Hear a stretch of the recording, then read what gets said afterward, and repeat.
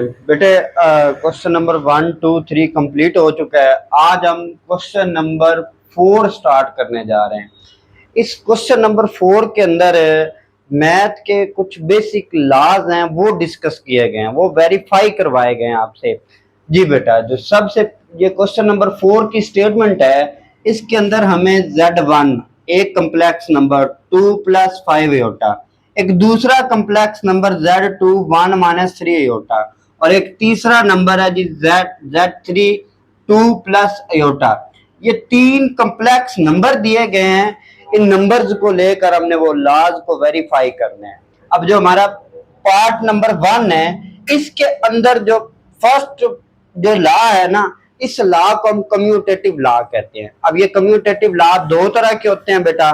एक commutative law with respect to addition होता है और एक commutative law with respect to multiplication होता है। यानी कि दरमियान में अगर प्लस होगी तो वो commutative law with respect to addition होगा, और अगर मल्टीप्लाई होगा तो वो commutative law with respect to multiplication होगा। अब कम्यूटेटिव लॉ होता क्या है मैं आपको ये बता देता हूं। आपको पता है बेटा, इक्वल की एक लेफ्ट हैंड साइड होती है और एक राइट हैंड साइड होती है। अब ये देखें, Z1 पहले है प्लस Z2 बाद में है। अब इक्वल के दूसरी तरफ Z2 पहले है और प्लस Z1 बाद में है। इधर Z1 पहले है और Z2 बाद में है। ये इक्वल के दूसरी तरफ जो Z2 बाद में उसको पहले ले आना है और जो पहले उसको बाद में ले आना है, ये जगह बदलने को आप कम्यूटेटिव लॉ कहते हैं। बस यही मतलब होता है, इक्वल की दूसरी साइड पर आकर उनकी तरतीब चेंज कर दें, जो पहले उसको बाद में ले आए, जो बाद में उसको पहले ले आए, इसी को कम्यूटेटिव लॉ कहते हैं। अब इसको हम वेरीफाई करेंगे। Z1 + Z2 = Z2 + Z1। पहले हम लेफ्ट हैंड साइड को सॉल्व करेंगे। लेफ्ट हैंड साइड लिखी, Z1 की जगह Z1 लिख दिया और Z2 की जगह ये वाला नंबर हमने Z2 लिख दिया। ये अब बेटा क्वेश्चन नंबर 1 में पहला पार्ट हम कर चुके हैं। तो Z1 की जगह Z1 की वैल्यू और Z2 की जगह Z2 की वैल्यू। सबसे पहला काम क्या जी, ब्रैकेट्स ओपन करें। ब्रैकेट्स कैसे ओपन करते हैं? पहला नंबर वैसे का वैसे, प्लस है तो दूसरे के साइन चेंज नहीं करने। अगर माइनस है तो दूसरे के साइन चेंज कर देंगे, लेकिन यहाँ पर प्लस है तो इसके साइन चेंज नहीं करेंगे। ये 1 वैसे का वैसे और -3 एयोटा वैसे का वैसे। अब दूसरा काम क्या है, रियल पार्ट्स अलग, इमेजिनरी पार्ट्स अलग। तो रियल के अंदर रियल को ऐड कर देंगे और इमेजिनरी के अंदर इमेजिनरी को। तो ये 2 + 1 3 हो गया और 5 में से 3 गया, बाकी कितने बच गए बेटा 2। ये हमारी लेफ्ट हैंड साइड आ गई। और इसी तरह बेटे हम राइट हैंड साइड स्टार्ट करेंगे। तो Z2 + Z1, पहले Z2 की वैल्यू लिखी और फिर Z1 की वैल्यू लिखी। यहाँ पर मैंने ब्रैकेट्स नहीं लगाई, उसको डायरेक्ट ओपन कर दिया। पहले मैं आपको बता चुका हूं, हमने रियल पार्ट्स को अलग कर लेना है और इमेजिनरी पार्ट्स को क्या कर लेना है, अलग। 1 + 2 3 और -3 एयोटा + 5, ये 2 एयोटा आ गया। अब देख सकते हैं बेटा, जो आंसर राइट हैंड साइड का है वही लेफ्ट हैंड साइड का है। तो ये हमारी left hand side right hand side के इक्वल आ गई। मतलब जो हमारा commutative law with respect to addition था वो प्रूव हो चुका है। अब जो बेटा हमारा सेकंड पार्ट है ना, सेकंड पार्ट Z1 और Z2 के दरमियान कोई साइन नहीं है, यानी ये मल्टीप्लाई हो रहा है। तो ये हमारा commutative law with respect to multiplication है। अब Z1 पहले लेफ्ट हैंड साइड सॉल्व करेंगे। तो ये जो Z1 Z2 पहले दोनों नंबर लिख लिए, अब Z1 को Z2 के साथ मल्टीप्लाई करवाना है। ये क्वेश्चन था बेटे, क्वेश्चन नंबर आई थिंक 4 था, इनको मल्टीप्लाई करवाने। अब ये जो 2 है, 2 को 1 से मल्टीप्लाई करवाया, 2 1 2, फिर 2 को 3 से मल्टीप्लाई करवाया, 2 3 6, और ये अयोटा सिंगल है तो ये 1 अयोटा साथ वैसे का वैसे आ गया। अब इस 5 अयोटा की बारी है, इसको प्लस को प्लस से मल्टीप्लाई करेंगे, प्लस प्लस प्लस हो जाएगी। 5 को 1 से मल्टीप्लाई किया, 5 1 5 और अयोटा साथ वैसे का वैसे आ गया। अब प्लस माइनस माइनस, अब 5 को 3 से मल्टीप्लाई किया, 5 3 15 और इसके साथ भी अयोटा है और इसके साथ भी अयोटा, यानी कि 2 दफा अयोटा आ गया। और जब अयोटा अयोटा से मल्टीप्लाई होगा 7 अयोटा स्क्वायर आ जाएगा। जी बेटे, आगे हम क्या करेंगे, 2 वैसे का वैसे, ये भी इमेजिनरी पार्ट है और ये भी इमेजिनरी, यानी 6 के साथ भी अयोटा और 5 के साथ भी अयोटा है। ये दोनों आपस में प्लस माइनस हो जाएंगे। एक वैल्यू माइनस की दूसरी प्लस की, तो ये दोनों माइनस हो जाएंगी। 6 में से 5 गया, बाकी माइनस अयोटा रह गया। -1 अयोटा 1 हम लिखते नहीं होते, और ये माइनस वैसे का वैसे आ गया। और आयोटा स्क्वायर की जगह -1 आ गया। तो 2 वैसे का वैसे, माइनस आयोटा वैसे का वैसे, माइनस माइनस प्लस, और 15 1 15 हो गया। अब हम रियल पार्ट्स को अलहदा कर लेंगे और इमेजिनरी को अलहदा। 2 वैसे का वैसे और प्लस 15 यहाँ पर आ गया और माइनस योटा ये साइड पर हो गया। 2 और 15 को ऐड किया तो ये 17 हो गया और माइनस योटा वैसे का वैसे। ये बेटा थी हमारी लेफ्ट हैंड साइड। अब हम इस राइट हैंड साइड को सॉल्व करेंगे। अब Z2 को Z1 से मल्टीप्लाई करवाना है, यानी क्या करना है, Z2 को पहले लिख लेना है और Z1 को बाद में लिख लेना है। सारा मल्टीप्लीकेशन का जिस तरह ये प्रोसेस है उसी तरह ये प्रोसेस है। तो इसको मल्टीप्लाई करवा के हमारे पास 17 माइनस अयोटा ये आंसर आ गया। अब ये देख सकते हैं बेटा आप कि राइट हैंड साइड और लेफ्ट हैंड साइड दोनों इक्वल हैं, तो हमारा जो commutative law with respect to multiplication है ये भी वेरीफाई हो गया। तो हमारे दो पार्ट्स क्लियर हो गए। पार्ट 3, Z1 प्लस Z2 ये ब्रैकेट में है और प्लस Z3 अकेला है। इक्वल टू के बाद Z1 अकेला है और Z2 प्लस Z3 ये दोनों ब्रैकेट में है। अगर इस तरह की सिचुएशन आ जाए तो इसको हम associative law with respect to addition बोलते हैं बेटा। अब इसको हमने वेरीफाई करना है। वेरीफाई करने का मतलब क्या होता है कि हमारी left hand side right hand side के इक्वल आनी चाहिए, दोनों का आंसर सेम आना चाहिए। तो हम पहले लेफ्ट हैंड साइड को सॉल्व करते हैं।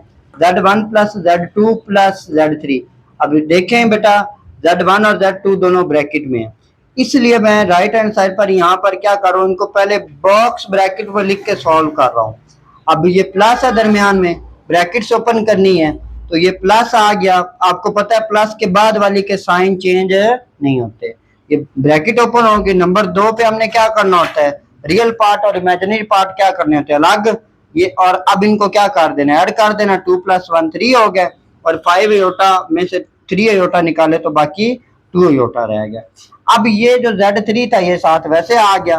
अब ये जो आंसर इसका निकला है ये वाला और Z3 इन दोनों को ऐड करना है तो ये फिर ये ब्रैकेट्स ऑलरेडी ओपन है, हम रियल पार्ट्स को अलग कर लेंगे और इमेजिनरी पार्ट्स को क्या कर लेंगे, अलग कर लेंगे। 3 + 2 5 हो गया और 2 अयोटा प्लस 1 अयोटा ये हमारे पास 2 और 1 3 हो गया और ये 3 अयोटा ये हमारी लेफ्ट हैंड साइड सॉल्व होगी। और अब हम राइट हैंड सॉल्व करते हैं तो राइट हैंड साइड हमारी क्या बेटे, Z1 फ्री है, Z2 और Z3 पर ब्रैकेट है तो हम Z1 को वैसे लिख लेंगे और Z2 और Z3 को हमने ब्रैकेट में लिख लिया। अब इनको ऐड करना है। सबसे पहले हम ब्रैकेट्स ये दोनों ब्रैकेट्स को खत्म करेंगे तो ये प्लस है तो इसके साइन चेंज नहीं होंगे। ब्रैकेट्स खत्म करने के बाद हमने क्या करना होता है, रियल पार्ट अलहदा और इमेजिनरी पार्ट क्या हो गया, अलहदा। Z1 साथ वैसे का वैसे आ गया। 1 + 2 3 और 3 में -3 अयोटा प्लस 1 अयोटा, 3 में से 1 गया, बाकी कितने बचे बेटा, -2 अयोटा रह गया।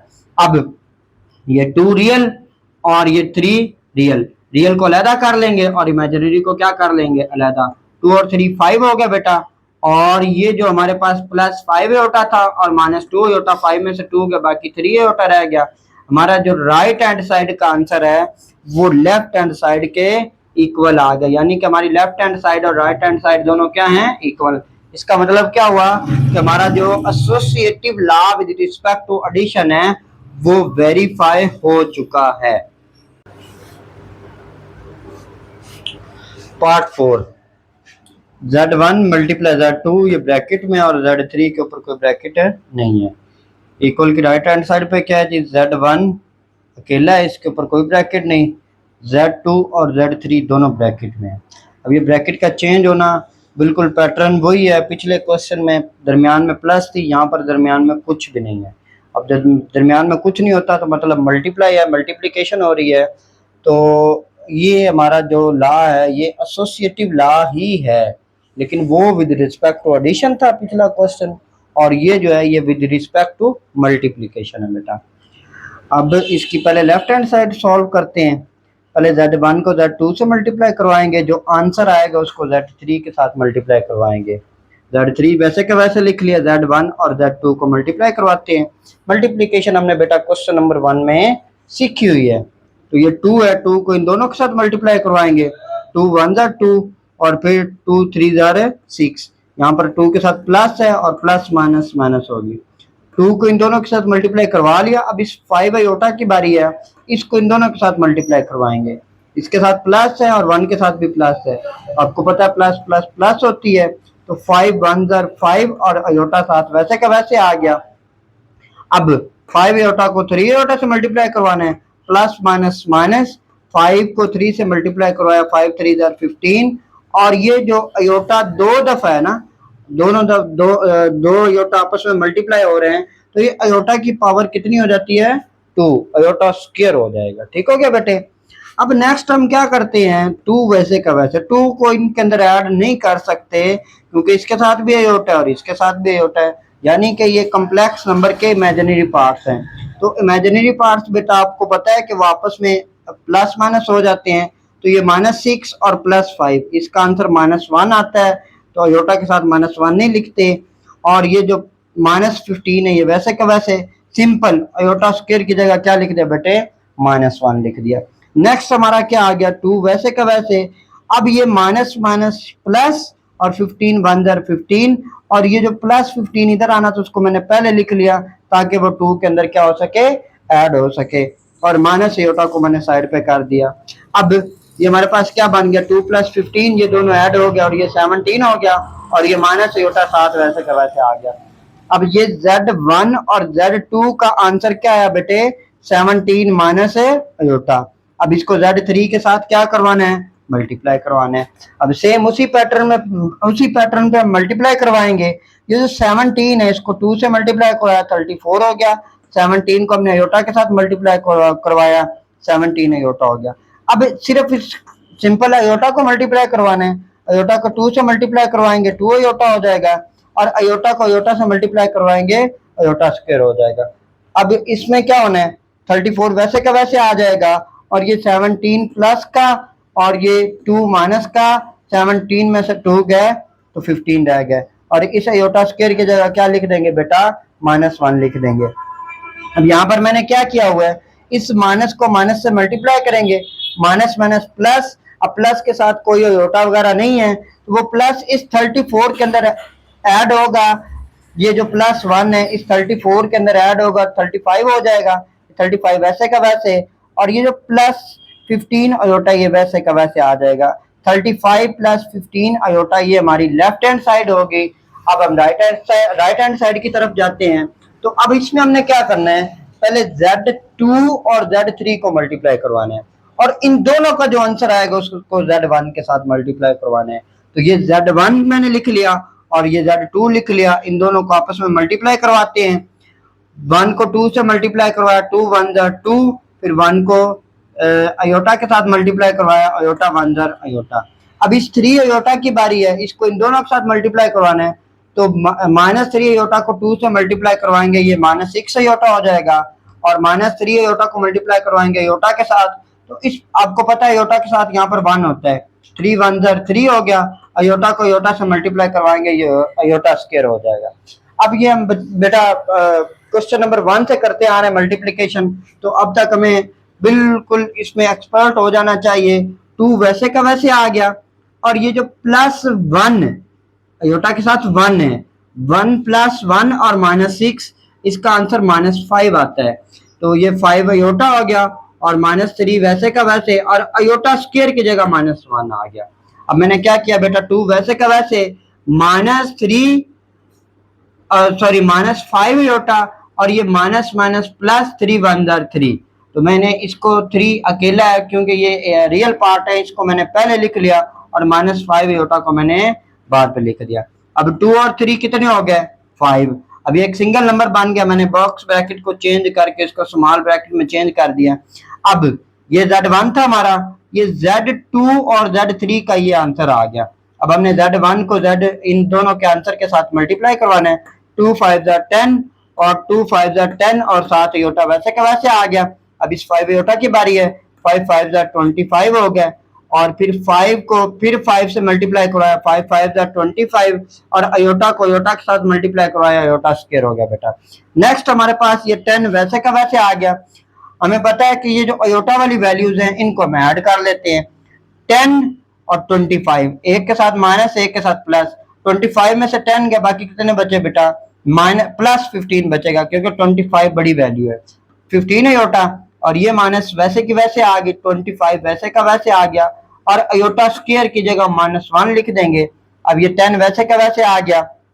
अब यहाँ पर मैंने क्या किया भला, ये जो ये -25 है, इस माइनस को -1 से मल्टीप्लाई करो, माइनस माइनस प्लस हो गया, और 25 को मैंने पहले लिख लिया।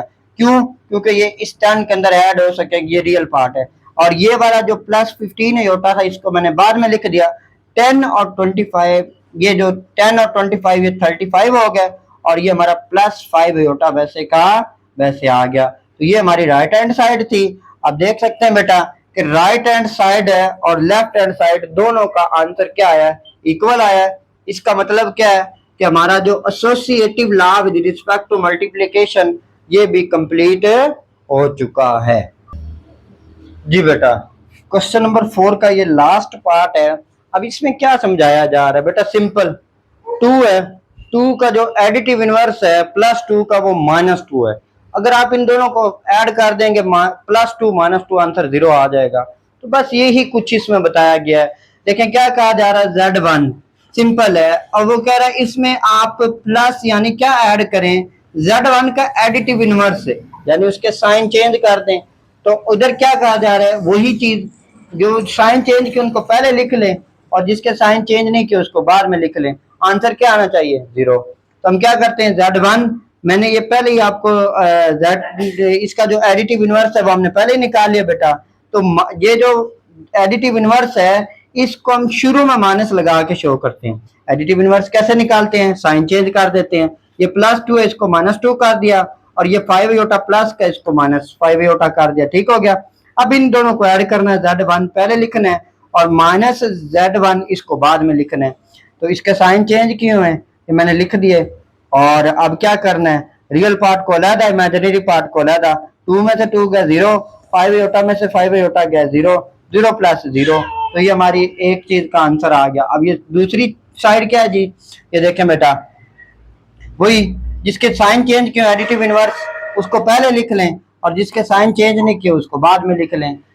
ब्रैकेट्स ओपन कर दें, रियल पार्ट अलहदा, इमेजिनरी पार्ट क्या हो गया अलहदा। -2 + 2 0, -5 अयोटा + 5 अयोटा 0। तो ये 0 + 0 = 0 आ गया। यानी कि इन दोनों चीजों का आंसर क्या आना चाहिए, 0, और ये 0 आ गया। तो ये हमारा क्या हो गया, प्रूव हो गया। तो हमारा क्वेश्चन नंबर 4 बेटे डन, कंप्लीट हो गया।